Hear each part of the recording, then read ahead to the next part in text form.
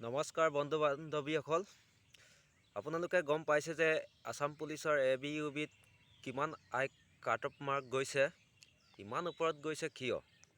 কাৰণ জানিবৰ মন নাযায়নে?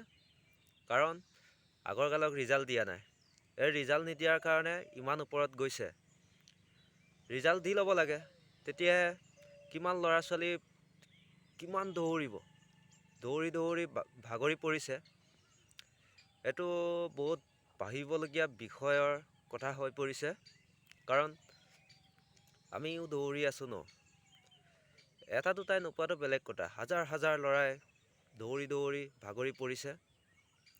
এইটো চৰকাৰলৈ অনুৰোধ জনাব লাগে, চবেই এইটো বিষয়ত অৱগত কৰিব লাগে চৰকাৰক, কাৰণ ইমানকৈ ল'ৰা ছোৱালীক আলৈ-আথানি কৰিব নাপায়। আপোনালোকে অলপ ভাবিব, অলপ চিন্তা কৰিব।